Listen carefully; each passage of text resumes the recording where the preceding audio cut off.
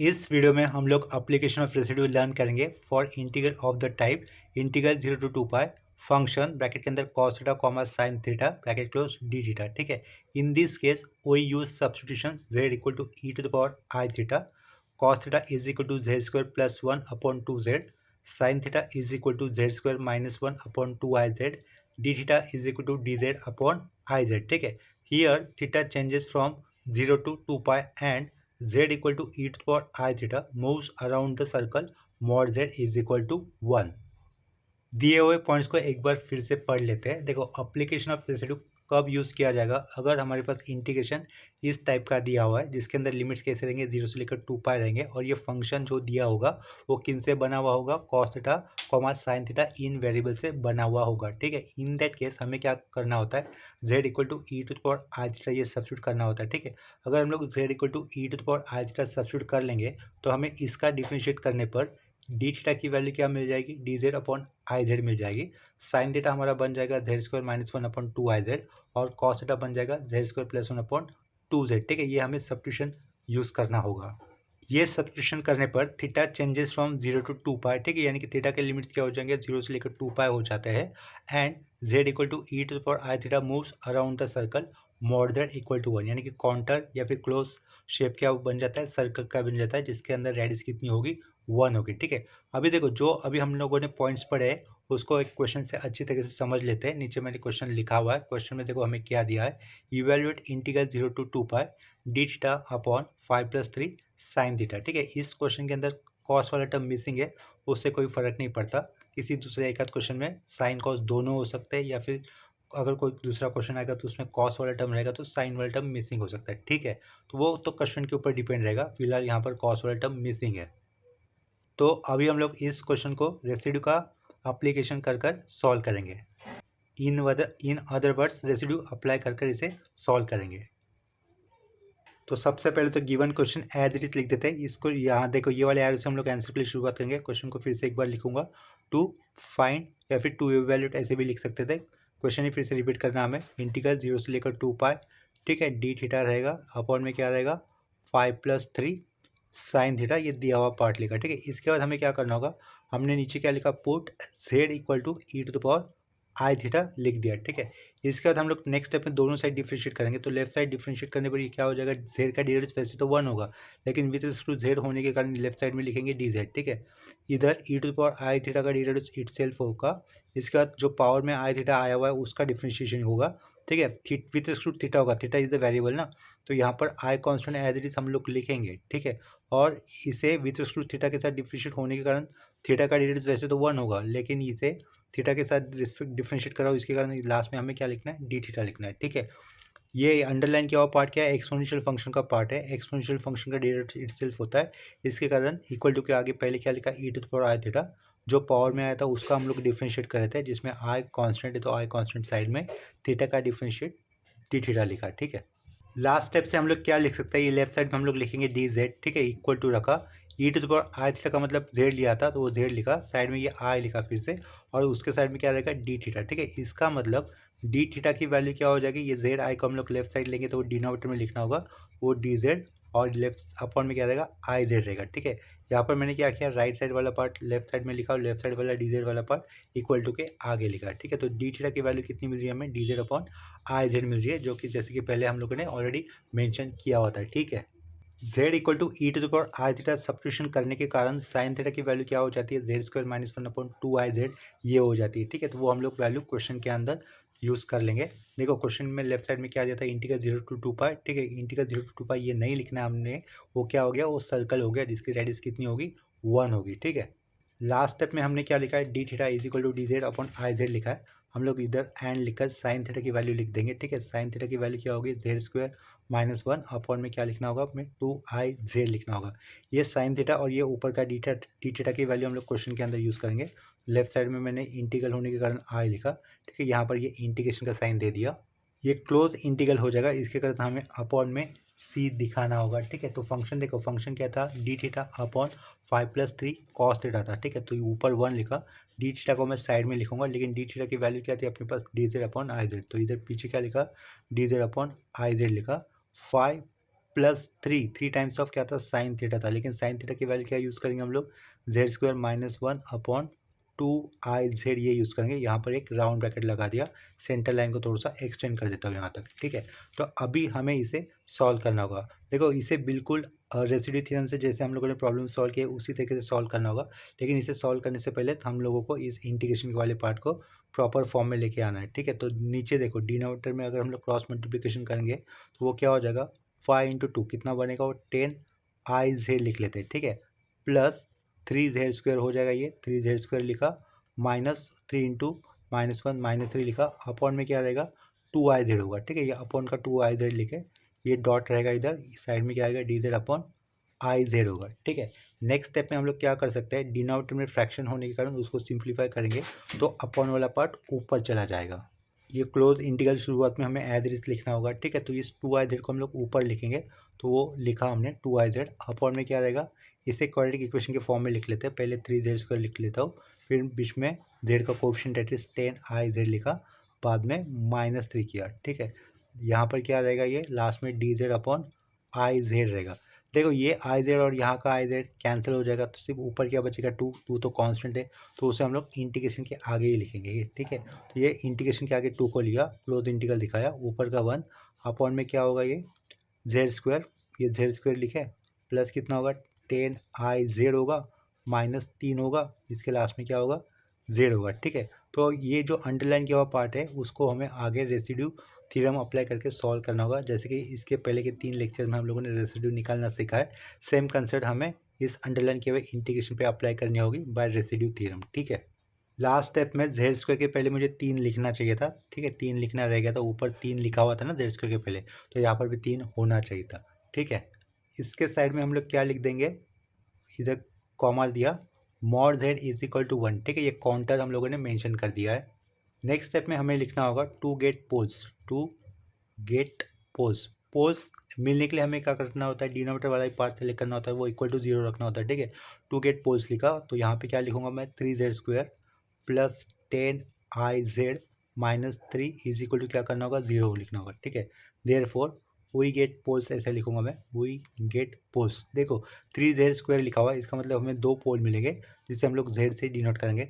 अगर पोल एक ही बार आता है तो उसे सिंपल पोल कहा जाएगा, अगर पोल रिपीट होता है तो उसे पोल ऑफ ऑर्डर 2 कहा जाता है, ठीक है। पोल को आप लोग रूट भी कंसिडर कर सकते हो। यहाँ पर देखो एक क्वाड्रेटिक इक्वेशन लिखा हुआ है, ठीक है, ABC, ठीक है। तो वहाँ से हमें रूट कैसे मिलेंगे, 3 × -3 मल्टीप्लिकेशन कितना होगा, -9 होगा, ठीक है। तो वो मैं लिख लेता हूँ इधर -9 होगा, और बीच में क्या लिख रहा है, हमें z का कोएफिशिएंट 10 है, ठीक है, यहाँ पर क्या लिखा 10 है। तो हमें 2 नंबर ऐसे ढूंढने हैं जिनका मल्टीप्लिकेशन -9 आना चाहिए और उनका एडिशन कितना आना चाहिए, +10i आना चाहिए, ठीक है। वो नंबर क्या हो गया, 9i इंटू आई, ठीक है, 9i इंटू अगर आई कर देता तो मल्टीप्लिकेशन कितना हो जाएगा, 9i², आई² की वैल्यू कितनी होती है, -1 होती है, ठीक है। इसे आयोटा कहा जाता है, कॉम्प्लेक्स नंबर का इमेजिनरी पार्ट रिप्रेजेंट करने वाला साइन, ठीक है, इमेजिनरी नंबर, ठीक है। लेकिन जिसकी वैल्यू कितनी होती है, आई इंटू आई, यानी कि आई² कितनी हो जाएगी, -1 हो जाएगी, ठीक है। तो देखो 2 नंबर हम लोगों ने ऐसे ढूंढे, एक 9i दूसरा आई, दोनों का मल्टीप्लिकेशन कितना होगा, -9 होगा, क्योंकि आई इंटू आई, आई² होता है -1, और दोनों का एडिशन कितना होगा यहाँ पर, 9i + i 10i हो जाएगा, ठीक है। तो 3z² प्लस 10iz -3 के फैक्टर हम लोग साइड में दूसरे पेज पर निकाल लेते हैं। 3z² प्लस 10iz -3 लिखा होता है, ठीक है। तो उसके फैक्टर हम लोग यहाँ पर निकालेंगे। बीच में क्या रहेगा, ये 3z² लिखा, बीच में क्या रहेगा, 9iz भी होगा, और यहाँ पर क्या होगा, iz होगा -3, ठीक है। 9iz प्लस iz तब जाके वो 10iz होगा ना। फैक्टर क्या है, 9i + i, ये आए, ठीक है। तो ये पहला पेयर बना लेता हूँ जहाँ पर मैंने अंडरलाइन किया है, और दूसरा जहाँ पर प्लेन अंडरलाइन किया है, ठीक है। जहाँ पर करली अंडरलाइन मारा है वहाँ से हम लोग कॉमन किसे बाहर ले सकते हैं, 3z को कॉमन बाहर ले सकते हैं। ब्रैकेट के अंदर क्या बचेगा, ये z रहेगा, ठीक है। यहाँ से क्या होगा, 3i आएगा बाहर, ठीक है।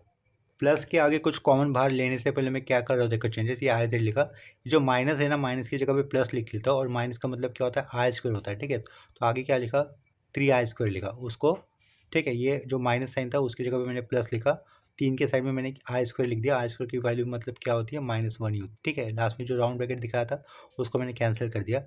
अभी इस प्लेन अंडरलाइन वाले पार्ट से हम लोग कॉमन किसे बाहर ले सकते हैं, आई को। तो ये शुरुआत का टर्म हम लोगों ने एज इट इज लिखा, ये z + 3i ये एज इट इज लिखा, ठीक है। इधर से मैं प्लस आई को कॉमन बाहर ले रहा हूँ, ब्रैकेट के अंदर क्या रहेगा, जेड प्लस 3i रहेगा, लास्ट में राउंड ब्रैकेट क्लोज। ठीक है, तो अभी देखो कॉमन क्या टर्म बाहर निकलेगा through out, Z plus 3i, ये जेड प्लस 3i कॉमन बाहर रखा और साइड में दूसरे ब्रैकेट में क्या लिख सकते हैं हम लोग, 3z प्लस आई लिख सकते हैं। ठीक है, ये क्या हो गए, फैक्टर हो गए। ठीक है, ये z प्लस 3i लिखा हुआ है ये, और दूसरे ब्रैकेट में क्या लिखा हुआ है, 3z प्लस आई लिखा हुआ है। ठीक है, ये फैक्टर किसके लिए हो गए, 3z square plus 10iz minus 3 इस इक्वेशन के लिए हो गए। ठीक है, तो हम लोग डायरेक्टली उसके फैक्टर जो आए हैं वो लिख देंगे। यहाँ पर क्या रहेगा, इक्वल टू 0 रहेगा। ठीक है, तो इसका मतलब z की वैल्यू क्या रहेगी, एक तो माइनस 3i रहेगी और क्या हो जाएगी, z की वैल्यू माइनस i/3 हो जाएगी। ठीक है, तो डायरेक्टली पोल मेंशन कर देंगे। कैसा होगा, एक बार z plus 3i equal to 0 और दूसरी बार 3z plus i equal to 0, यानी कि दोनों केस में हमें z की अलग अलग वैल्यू मिलेगी। पहली वैल्यू मिलेगी माइनस 3i, दूसरी वैल्यू होगी z की, z is equal to minus i/3। ठीक है, तो वो डायरेक्टली मैं यहाँ पे लिख दूंगा, हियर वी गेट पोस्ट, जैसे कि क्या मिले थे, माइनस 3i मिला था वो लिखा, कॉमा देके क्या लिखूंगा मैं, माइनस i/3 लिखूंगा। ठीक है, देखो ये दोनों पोल्स एक ही बार आए हुए हैं। ठीक है, तो इसके कारण हम लोग इन पोल को क्या कहेंगे, सिंपल पोल कहेंगे। We get poles. ठीक है, z equal to minus 3i मिला, कॉमा देके क्या लिखा, माइनस i/3 लिखा। दीज आर सिंपल पोल, हम लोग मेंशन कर देंगे, दीज आर सिंपल पोल्स। ठीक है, सिंपल पोल्स लिखोगे, पोल्स का ही मतलब रूट होता है, ऐसा मैंने ऑलरेडी बताया था। ठीक है, आउट ऑफ दिस एंड या फिर जस्ट एंड, इनमें से कौन सा पोल सर्कल के अंदर होगा, कौन सा पोल सर्कल के बाहर होगा, वो हम लोग डायरेक्टली दिखा कर मतलब यहीं से ऑब्जर्व बाय ऑब्जर्वेशन ही बता सकते हैं। ठीक है, देखो काउंटर क्या था, सर्कल था, यूनिट सर्कल था। ठीक है, यानी कि रेडियस कितनी थी, 1 थी, और सर्कल स्टैंडर्ड पोजीशन वाला था, यानी कि उसका सेंटर कहाँ पर है, ओरिजिन पे। ठीक है, यहाँ से लेकर यहाँ तक का डिस्टेंस 1 है, ऊपर का 1 है। i/3 मतलब क्या होगा, 1/3, 1/3 यानी कि 0.3। ठीक है, 0.3 डिस्टेंस यहाँ से लेकर यहाँ तक का यूनिट 1 है ना, तो i/3 वाला पॉइंट कहाँ पे होगा, सर्कल के अंदर होगा। ठीक है, ये 3i वाला पॉइंट सर्कल के बाहर होगा। रेसिड्यू हमेशा ऐसे पॉइंट के अराउंड निकाला जाता है जो पॉइंट सर्कल के अंदर आता हो। ठीक है, इसका मतलब यहाँ पर रेसिड्यू वैल्यू सिर्फ हमें माइनस i/3 वाले पॉइंट पे निकालनी होगी। ठीक है, तो यहाँ पर देखो नेक्स्ट स्टेप में हमें क्या लिखना होगा, and z equal to minus i/3, this pole lies inside C, हम लोग ऐसा लिख देंगे। ठीक है, lies inside C, and z equal to minus 3i, this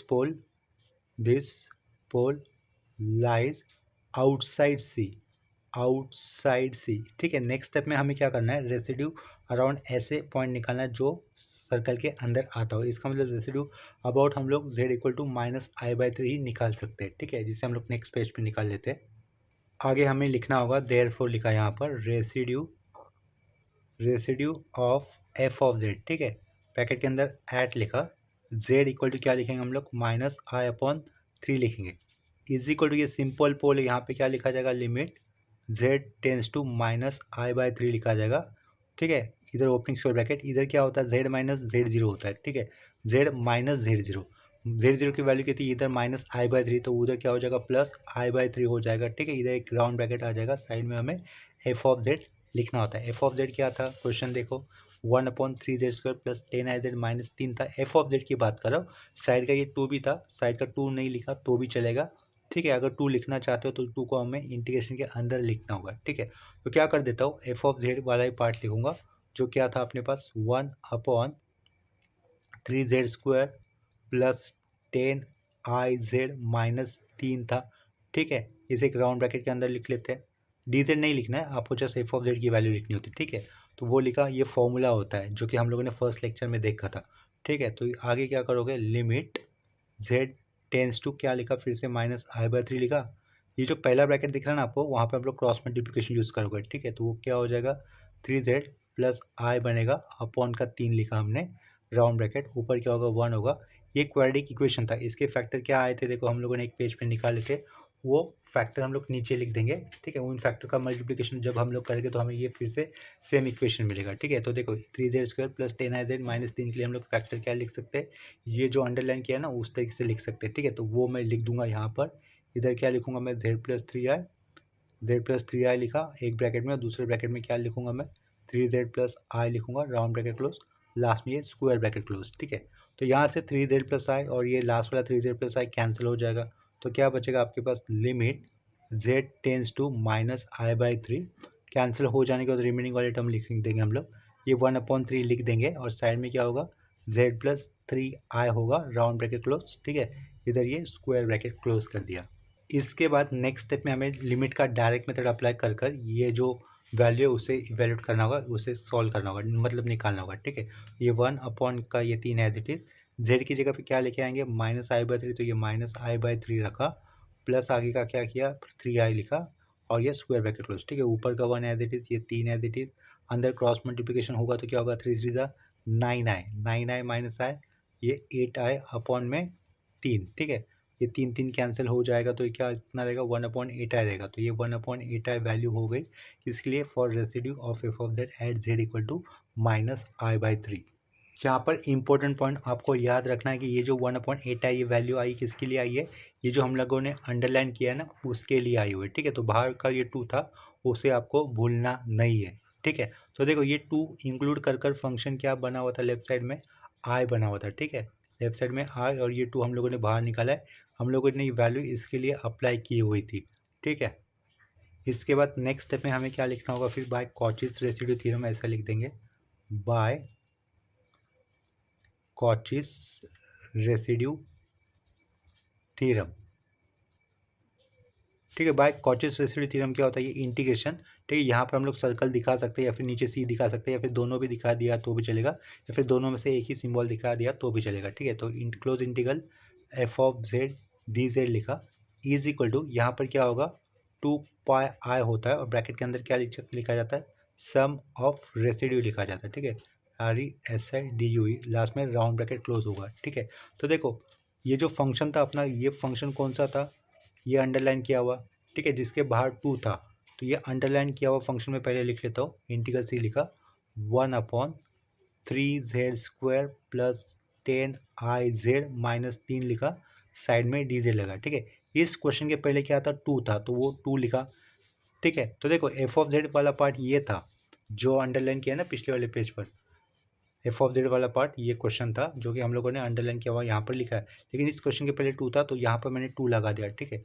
तो इक्वल टू के आगे, इक्वल टू के आगे, ठीक है, ये 2π मुझे लिखना होगा, फॉर्मूले का पार्ट है, 2π लिखा, लेकिन इस 2π के पहले मुझे ये वाला 2 लिखना होगा, ठीक है। क्योंकि देखो एफ ऑफ यहाँ से अगर हम लोगों ने 2 से मल्टीपल कर दे तो बैलेंस होने के लिए 2 आगे भी तो मल्टीपल होगा, तो यहाँ पर भी आप लोग वो 2 लिख लोगे। और sum of residue, sum of residue हमें कितनी मिली थी, 1/8i, तो वो लिख देंगे, एक ही वैल्यू आई थी ना, तो वहाँ पर क्या लिखेंगे, 1/8i लिख देंगे, ठीक है। और ये इक्वल टू के लेफ्ट साइड वाला पार्ट किसके लिए स्टैंड कर रहा है, आई के लिए स्टैंड कर रहा था, ठीक है। तो आई का मतलब क्या था, दिया हुआ एक्चुअल इंटीग्रल, ठीक है। राइट साइड में उसकी वैल्यू हमें मिल जाएगी। देखो ये अंडरलाइन किया हुआ पार्ट था, साइड में 2 लिया हुआ है, इसका मतलब क्या था, लेफ्ट साइड में ये आई दिख रहा है, आई का मतलब क्या था, ये क्वेश्चन था जिसमें हम लोगों ने जेड की वैल्यू क्या ली थी, e⁻i लिखी हुई थी, ठीक है। तो ये लेफ्ट साइड में लिखा हुआ मतलब क्या है, आई है अपना दिया हुआ इंटीग्रल, तो उसे हम लोग आई से रिप्रेजेंट कर लेते हैं। 2⁴, 4/8 कितना होगा, अपॉन में 2 आएगा, ये आई कैंसिल, तो फाइनल आंसर क्या होगा अपना, π/2 होगा, ठीक है। तो इसे हम लोग अंडरलाइन करके रख लेते हैं और लेफ्ट साइड में जो एक्चुअल इंटीग्रेशन था उसे लिख देंगे, ठीक है। वो क्या था, इंटीग्रल 0 से लेकर 2π ऊपर D theta upon 5+3 sine theta, ठीक है। ये अपना क्वेश्चन था, राइट साइड में उसका वैल्यू हमें कितना मिला, π/2, ठीक है। इधर ये अपना क्वेश्चन कंप्लीट हो जाता है। इसके बाद सेम कंसेप्ट के ऊपर और एक क्वेश्चन कर लेते हैं। नेक्स्ट क्वेश्चन में देखो अभी हमें क्या दिया हुआ है, evaluate using residue integral 0 to 2π D theta upon bracket के अंदर दिया हुआ है 2 + cos थीटा ब्रैकेट का होल स्क्वायर, ठीक है। तो इस क्वेश्चन को सॉल्व करने के लिए हम लोग ये वाले एरो से शुरुआत करेंगे। सबसे पहले हमें क्या करना होगा, दिया हुआ क्वेश्चन को फिर से एज इट इज़ लिख देना है, ठीक है। वो स्टेप मैंने यहाँ पर लिख दिया है। इंटीग्रेशन होने के कारण लेफ्ट साइड में आई से डिनोट किया हुआ है, I is equal to integral 0 to 2π D theta upon bracket के अंदर 2 + cos थीटा और ब्रैकेट का होल स्क्वायर, ठीक है। नेक्स्ट स्टेप में हमें क्या लिख देना है, put z equal to e⁻i theta. तो आगे हम लोग लिखेंगे put z equal to e⁻i theta, ठीक है। z equal to e⁻i theta लिखने पर डी जेड की वैल्यू क्या हो जाएगी या फिर डी थीटा की वैल्यू क्या हो जाती है, D Z upon I Z हो जाती है, ठीक है। देखो यहाँ पर हम लोग दोनों साइड डिफ्रेंशिएट कर लेंगे, तो लेफ्ट साइड में डेरिवेटिव ऑफ z कितना होगा, 1 होगा, लेकिन z के रेस्पेक्ट में करें तो इसके कारण हमें लिखना है डी जेड, ठीक है। एक्सपोनेंशियल फंक्शन e⁻i थीटा है, उसका डी रेड्यूस पहले तो इटसेल्फ आएगा, ठीक है। एक्सपोनेंशियल फंक्शन का डी रेड्यूस हमेशा इटसेल्फ होता है। उसका जो पावर में आता है ना, उसका फिर से डेरिवेटिव्स करना होता है। आई थीटा का डी रेड्यूस, यहाँ से आई कांस्टेंट साइड में, थीटा का डी रेड्यूस करते तो डी थीटा हमें लिखना होगा, ठीक है। थीटा के रेस्पेक्ट में किया ये, तो E to the power I theta की वैल्यू क्या थी, जेड थी, तो जिसे हम लोग जेड लिख सकते हैं, तो ये जेड आई हो जाएगा। इस जेड आई को या फिर आई जेड को हम लोग अगर इक्वल टू के लेफ्ट साइड लेते तो डी जेड के अपॉन में आएगा, ठीक है। देयरफॉर हम लोग डी थीटा को क्या लिख सकते हैं, डी जेड अपॉन आई जेड ऐसा लिख सकते हैं, ठीक है। Z equal to e to the power I theta substitution करने के कारण कॉस थीटा की वैल्यू क्या हो जाती है, देयरफॉर आगे हम लोग क्या लिखेंगे, कॉस थीटा की वैल्यू हमें यूज़ करनी होगी Z square minus one upon two Z, ठीक है। तो ये सब कुछ जो कि हम लोगों ने लिखा है अभी, वो हम लोग दिए हुए इंटीग्रेशन के अंदर सब्स्टिट्यूट कर देंगे। इंटीग्रल 0 टू 2 पाई ये जो लिमिट है वो क्या हो जाएगा, क्लोज इंटीग्रल हो जाएगा, जहाँ पर कॉन्टर क्या होगा, सर्कल होगा ऑफ रेडियस 1। तो आगे के स्टेप में देखो हमें कैसे लिखना होगा, लेफ्ट साइड में हम लोग ये आई लिखेंगे इक्वल टू, ये इंटीग्रल दिख रहा है हमें 0 से लेकर 2 पाई का लिमिट का, जिससे हम लोग क्लोज इंटीग्रल दिखा देंगे, ठीक है। लोअर लिमिट में सी लिखा हुआ है। डी थीटा की जगह पे हमें क्या लिखना होगा, डी जेड अपॉन आई जेड, तो ये सेंटर लाइन पहले लिख दी, ऊपर कुछ नहीं आएगा, 1 आएगा। डी थीटा साइड में लिखूंगा तो जिसकी वैल्यू क्या लिखूंगा मैं, D Z upon I Z लिख दी, ठीक है। यहाँ पर ब्रैकेट के अंदर क्या दिख रहा है आपको, 2 प्लस कॉस थीटा लिखा हुआ दिख रहा है, ये 2 प्लस कर देता हूँ, 2 प्लस कर दिया। कॉस थीटा की वैल्यू हम लोग क्या सब्स्टिट्यूट करेंगे, यहाँ से Z square minus one upon का क्या आएगा, ये 2z आएगा, ठीक है। वो लिख दिया, ये राउंड ब्रैकेट पुट किया, और इसका क्या था, स्क्वायर था, ठीक है। ये सेंटर लाइन को थोड़ा सा एक्सटेंड कर देते, डॉट यहाँ पर दिखा देते, ठीक है। तो डिनोमिनेटर में ब्रैकेट के अंदर जो पार्ट लिखा हुआ है उनका क्या करना होगा, हमें क्रॉस मल्टीप्लिकेशन करना होगा, ठीक है। तो ऊपर का 1 एज इट इज़, ये वो राउंड ब्रैकेट की जगह पर ये ओपनिंग स्क्वायर ब्रैकेट कर देता हूँ, ठीक है। 2 2 ज़ा 4, तो यहाँ पे क्या होगा, 4z होगा, आगे क्या है, ये जेड स्क्वायर है, उसके आगे -1 अपॉन में क्या रहेगा, ये 2z रहेगा, ठीक है। क्रॉस मल्टीप्लिकेशन किया, क्लोजिंग स्क्वायर ब्रैकेट उसका पावर 2, और लास्ट में क्या रहेगा, ये D Z upon I Z रहेगा। नेक्स्ट स्टेप में हमें क्या दिख रहा है, डिनोमीटर के अंदर फ्रैक्शन दिख रहा है, तो उसे सिंप्लीफाई करेंगे तो अपन वाला पार्ट फ्रैक्शन होने के कारण वो उल्टा हो जाएगा, ठीक है। तो जब हम लोग उसे रिवर्स करेंगे, उल्टा कर देंगे, तो हम लोग क्या कर देते हैं, एट द सेम टाइम उनकी पावर भी सेपरेट कर देते हैं, यानी कि जो पावर 2 है ऊपर वाले टर्म को भी जाएगी, नीचे वाले टर्म को भी आएगी, ठीक है। और नीचे वाला टर्म ऊपर जा रहा है तो ऊपर हम लोग क्या लिखेंगे, 2z होल स्क्वायर करके, तो वो क्या हो जाएगा, 4z स्क्वायर हो जाएगा।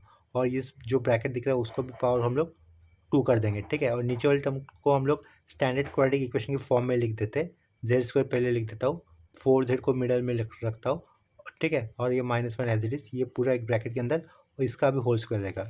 क्या किया है, सिर्फ यहाँ पर जो पावर 2 थी दोनों को सेपरेट कर दी, आप हमने फ्रैक्शन वाला टर्म ऊपर एडजस्ट किया है, ठीक है। जो 2z का होल स्क्वायर होने पर वो एडजस्ट करने पर क्या लिखा हमने, 4z स्क्वायर लिखा, ठीक है। साइड में क्या रहेगा, इधर D Z upon I Z रहेगा।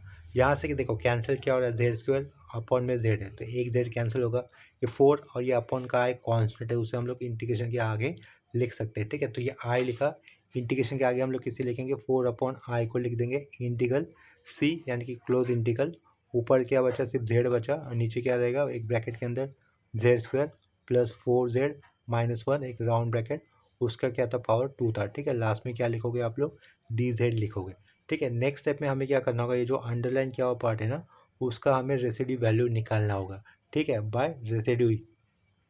आगे अंडरलाइन किए हुए इंटीग्रल को रेसिड्यू से सॉल्व करने के लिए हमें पोल्स निकालने होंगे, तो हम लोग आगे क्या लिखेंगे, 2 गेट पोल्स लिख देंगे, ठीक है। क्या लिखा, 2 गेट पोल्स। पोल्स निकालने के लिए हमें हमेशा डिनोमिनेटर वाला ही पार्ट कंसिडर करना होता है, तो वो क्या है, जेड स्क्वायर प्लस 4z -1, एक राउंड ब्रैकेट के अंदर, और उसके पावर में 2 था, ठीक है, इक्वल टू 0 कर दिया।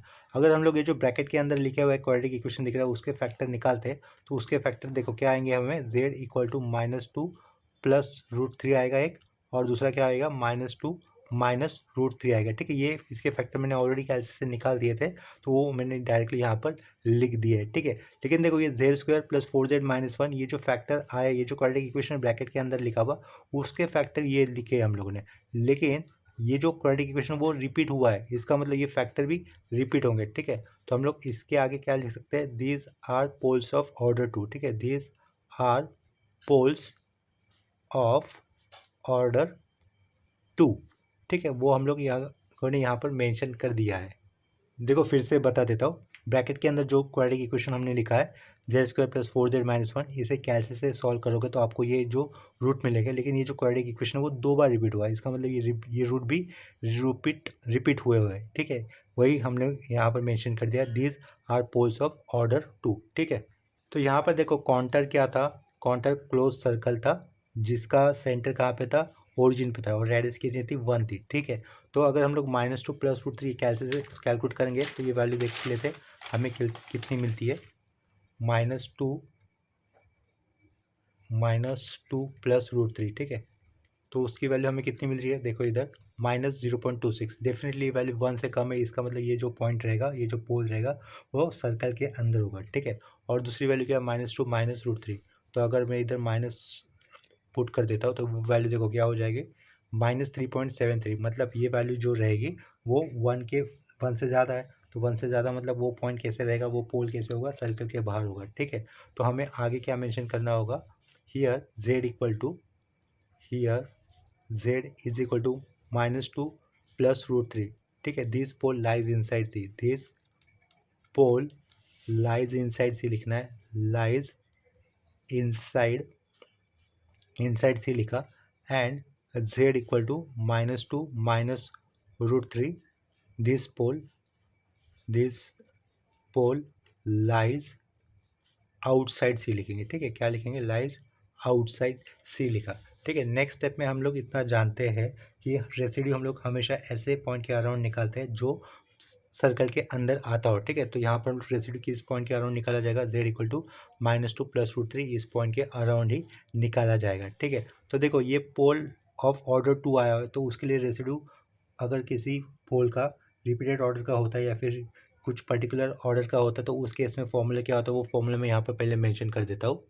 यहाँ पे देखो मैं क्या लिखूँगा, फॉर्मूला लिख रहा हूँ मैं, देयरफॉर रेसिड्यू लिखा, residue of f of Z लिखा, ठीक है। ब्रैकेट के अंदर eight z equal to Z0 लिखा, ठीक है। अगर कोई पोल रिपीट हुआ है m टाइम्स या फिर m टाइम्स m रिपीटेशन उसकी ऑर्डर है, इन दैट केस फॉर्मूला कैसा रहेगा, 1/m-1, बाहर आता है फैक्टोरियल, यहाँ पे लिखा जाता है limit z tends to Z0 लिखा जाता है, उसके बाद लिखा जाता है d⁻m-1 अपॉन dz⁻m-1, ब्रैकेट आता है z-z0 लिखा जाता है, साइड में f ऑफ z लिखा जाता है, लास्ट में स्क्वायर ब्रैकेट क्लोज किया करना होता है, ठीक है। ये फॉर्मूला होता है जो कि आपको समझने के लिए मैंने यहाँ पर लिखा हुआ है, एग्जाम में आपको इस तरीके से बीच में फॉर्मूले मेंशन करने की कोई ज़रूरत नहीं होगी, ठीक है। तो देखो Z0 की जगह पे अपने पास कौन सा पोल मिला हुआ है हमें, जो कि इनसाइड सी है, वो है -2 + √3, ठीक है। उसे हमें यूज़ करना होगा, तो हम लोग यहाँ पर लेफ्ट साइड में क्या लिखेंगे, रेसिड्यू लिखा, residue of f of Z आएगा, ठीक है। ब्रैकेट के अंदर क्या लिखोगे, एट जेड इक्वल टू -2 + √3 लिखा, ठीक है। यहाँ पर एक round bracket close, equal to M की वैल्यू कितनी है, 2 2 - 1 1 1 फैक्टोरियल 1, ठीक है।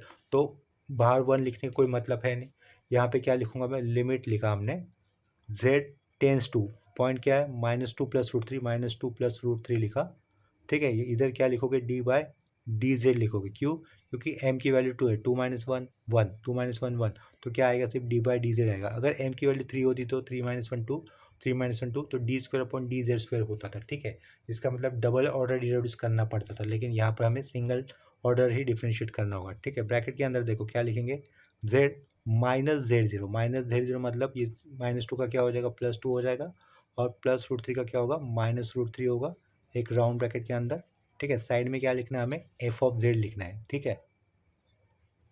एफ ऑफ जेड क्या था, देखो यहाँ पर ये जो अंडरलाइन किया हुआ पार्ट है ना, वो अपना एफ ऑफ जेड था, जहाँ पर न्यूमरेटर में क्या दिख रहा है, हमें जेड दिख रहा है, ठीक है। तो वो जेड लिख देंगे, ये जेड लिखा, अपॉन में क्या होगा, z² + 4z-1 का होल स्क्वायर रहेगा, ठीक है। क्या रहेगा, z² + 4z-1 का होल स्क्वायर रहेगा, वो लिखा, यहाँ पर ये क्लोजिंग स्क्वायर ब्रैकेट आएगा, ठीक है। नेक्स्ट स्टेप में हमें फिर से ये वाला पार्ट लिख देना होगा, एज इट इज़, लिमिट लिखा, यहाँ पर देखो z-z0 to the power m करना चाहिए था, z-z0 तो किया, लेकिन पावर m नहीं लिखा था, m की जगह पे इधर कितना था, 2 था, तो वो रह गया था लिखना, वो बाद में कर दिया, ठीक है। पावर में m लिख रहा है ना, m यानी कि ऑर्डर, तो वो ऑर्डर कितनी इस केस में 2 है, क्योंकि 2 बार रिपीट हुआ था, तो उधर 2 लिखना रह गया था, वो बाद में पुट किया, ठीक है। तो देखो फिर से ये आगे वाला पार्ट हम लोग एज इट इज लिख देंगे, लिमिट z टेंस टू -2 + √3 आएगा यहाँ पर, ठीक है। ये d/dz भी एज इट इज लिख लेते हैं, ओपनिंग स्क्वायर ब्रैकेट, इधर क्या लिखोगे z+2 माइनस √3 रहेगा ये, ठीक है, राउंड ब्रैकेट के अंदर लिखा, होल स्क्वायर किया, ऊपर का ये z लिखा, ये इस बड़ा सा लाइन ड्रॉ कर दिया नीचे, z² + 4z-1, ये z² + 4z-1, इसके रूट क्या आया था हमारे पास, एक ब्रैकेट में क्या रहेगा z+2 और -√3 रहेगा एक ब्रैकेट में, और दूसरे ब्रैकेट में क्या रहेगा z+2 +√3 रहेगा, ठीक है, राउंड ब्रैकेट, और उसको एक ब्रैकेट के अंदर लिखकर उसका कंप्लीट स्क्वायर रहेगा, और लास्ट में ये क्लोजिंग स्क्वायर ब्रैकेट आएगा, ठीक है, इतना समझा। ये जो लास्ट का 2 दिख रहा है, पावर वाला 2, वो इस अंदर वाले स्क्वायर ब्रैकेट के बाहर है, ठीक है। देखो z² + 4z-1, इसके फैक्टर हम लोगों ने इस स्क्वायर ब्रैकेट के अंदर लिखे, ये हर एक फैक्टर राउंड ब्रैकेट के अंदर मेंशन किया, लेकिन इस पूरे राउंड ब्रैकेट का स्क्वायर था, तो इधर भी पूरे स्क्वायर ब्रैकेट के बाहर 2 कर दिया, ठीक है। नेक्स्ट केस में ये जो 2 है, अंदर जो फैक्टर लिखे उनको इंडिविजुअली जाएगा, ठीक है। तो नेक्स्ट स्टेप में हम लोग क्या लिख सकते, देखो लिमिट z टेंस टू, ये क्या रहेगा -2 +√3 रहेगा, इधर क्या आएगा d/dz आएगा, ओपनिंग स्क्वायर ब्रैकेट, इधर क्या लिखेंगे हम लोग z+2 -√3 लिखेंगे, उसका पावर 2 कर दिया, ऊपर का z लिखा, अपॉन का ये लाइन, देखो इधर क्या लिखो, ये जो ब्रैकेट लिखे है ना, ब्रैकेट लोग उनको ये बाहर का 2 जाएगा, दोनों को जाएगा, तो इधर क्या आएगा z+2 -√3 का होल स्क्वायर, और साइड में क्या आएगा z+2 +√3 का भी होल स्क्वायर, ठीक है, लास्ट में ये क्लोजिंग स्क्वायर ब्रैकेट। अभी देखो यहाँ से z+2 -√3 का होल स्क्वायर, z+2 -√3 का होल स्क्वायर, ये लाइक टर्म कैंसिल हो जाएंगे, ऊपर नीचे लिखे हुए हैं, ठीक है। तो लेफ्ट साइड में क्या बचेगा, लिमिट आएगा, लिमिट z टेंस टू -2 +√3 लिखोगे आप लोग, यहाँ पे क्या आएगा d/dz आएगा, ओपनिंग स्क्वायर ब्रैकेट, बचे हुए टर्म, ऊपर क्या z बचा हुआ है, नीचे क्या बचा हुआ है z+2 +√3 बचा हुआ था, राउंड ब्रैकेट, और उसका क्या रहेगा स्क्वायर रहेगा, लास्ट में क्या करोगे क्लोजिंग स्क्वायर ब्रैकेट, ठीक है। नेक्स्ट स्टेप में आपको ये जो z/z+2 +√3 का होल स्क्वायर दिख रहा है, उसका डिराइव करना है बाय डिराइव का u/v रूल, ठीक है। तो डिराइव का u/v रूल क्या होता है वो मैं यहाँ पे मेंशन कर देता हूँ, if y = u/v, then D, इसका डिफ्रेंशिएट करने पर y का बन जाता है dy/dx, then dy/dx is equal to centre line, पहले v का स्क्वायर करना होता है, फिर v लिखना होता है, फिर u का डिफ्रेंशिएट करना होता है, ठीक है, फिर माइनस देकर u लिखकर हमें v का डिफ्रेंशिएट करना होता है, ठीक है, ये होता है u/v रूल डिफ्रेंशिएशन का, ठीक है। तो ये रूल हम लोग अप्लाई करने वाले कहाँ पर, ब्रैकेट के अंदर जो z/z+2 +√3 का होल स्क्वायर ये फंक्शन लिखा हुआ है वहाँ पर, ठीक है। इसका डिराइव करने के बाद जहाँ जहाँ पर z होगा उधर हम लोग -2 +√3 ये वैल्यू सब्स्टिट्यूट कर देंगे, ठीक है।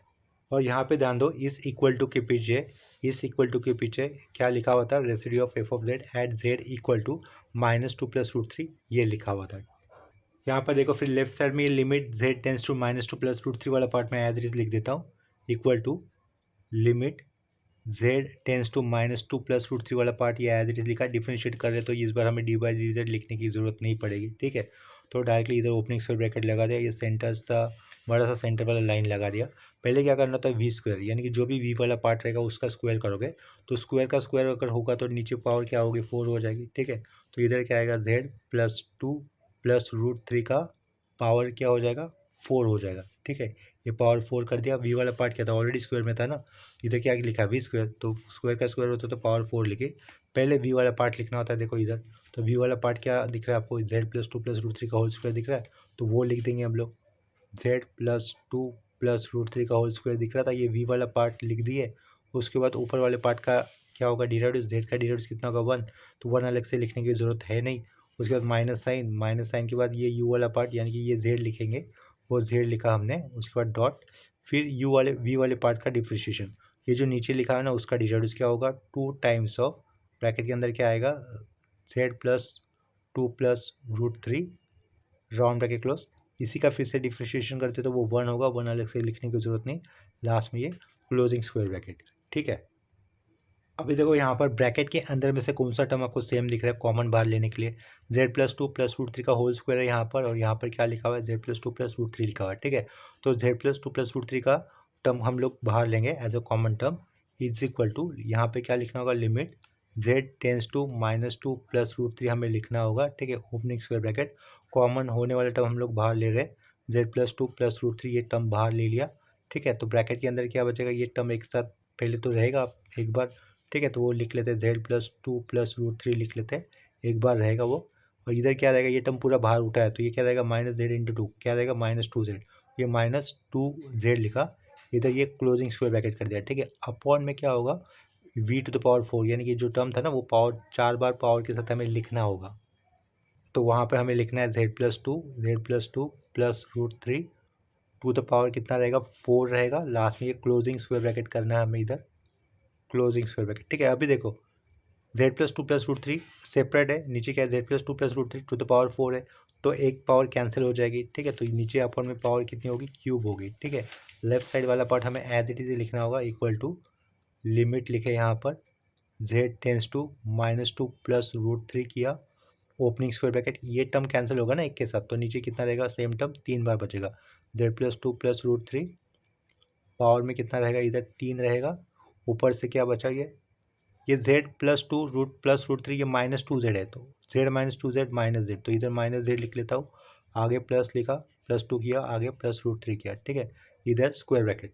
इसके बाद नेक्स्ट स्टेप में हमें z की जगह पे क्या रखना है, ये -2 प्लस √3 रखना है, तो डायरेक्ट लिमिट की मेथड अप्लाई करें तो ये लिमिट वाला पार्ट फिर से लिखने की जरूरत है नहीं, माइनस माइनस के बाद ब्रैकेट, z की जगह पे ये वैल्यू आएगी -2 प्लस √3 होगी, ब्रैकेट क्लोज, ऊपर का आगे का +2 उसके आगे का √3, ठीक है। अपॉन में ध्यान दो, अपॉन में z की जगह पे क्या लिखोगे आप लोग, -2 प्लस √3 लिखोगे, ठीक है, आगे का +2 उसके आगे का ये √3, ठीक है, ब्रैकेट में, और उसका पावर कितना था, क्यूब था, ठीक है, वो क्यूब लिखा, equal to minus minus plus +2 और ये +2 कितना हो जाएगा 4, और ये -√3 हो जाएगा, चलो कर देते हैं, माइनस माइनस ये +2 लिखा, -√3 लिखा, +2 आगे का +√3, ठीक है।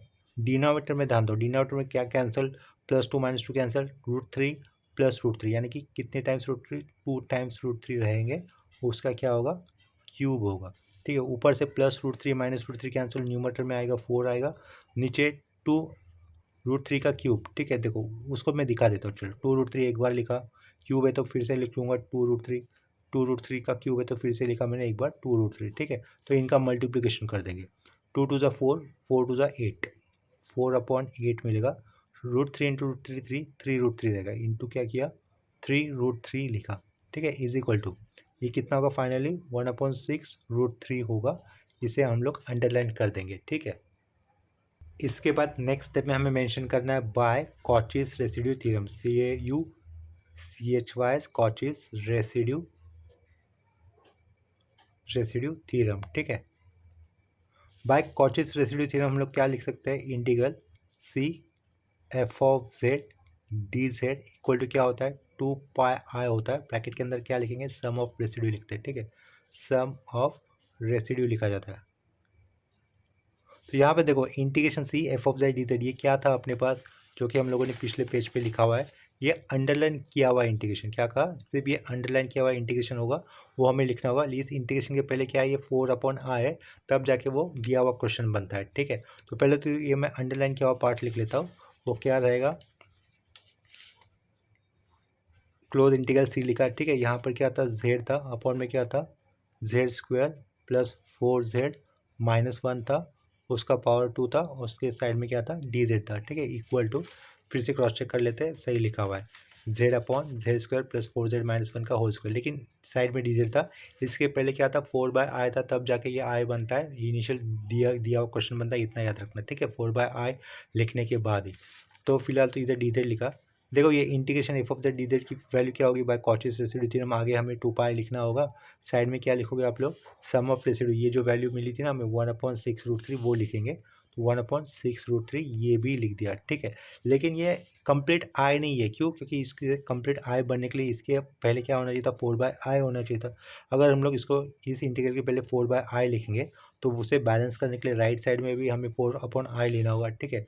तो हम लोग यहाँ पे क्या करेंगे, देयरफॉर मैंने ये आई लिख दिया, आई यानी कि दिया हुआ अपना मेन क्वेश्चन, इस इंटीग्रेशन के पहले क्या लेना होगा, फिर 4/i लेना होगा, ठीक है, वो मैंने लिया, तो ये क्लोज इंटीग्रल दिखा दिया, z/z² प्लस 4z -1 एक ब्रैकेट में उसका होल स्क्वायर dz।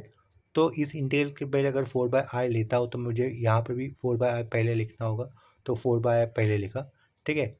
साइड में क्या लिखूँगा मैं, 2πi लिखूँगा, और इसके नीचे क्या लिखूँगा, ये 6 √3 लिख दूंगा, ठीक है, अपॉन का ये 6 √3 लिख दिया, ठीक है। तो ये शुरुआत का आई जो उन्होंने दिया हो तो क्वेश्चन था उसका मतलब ये राइट साइड में लास्ट में जो मिल रहा है ना वो हमारा फाइनल आंसर होगा। ठीक है, तो इस बार हमें मिडिल वाला पार्ट लिखने की कोई ज़रूरत होगी नहीं।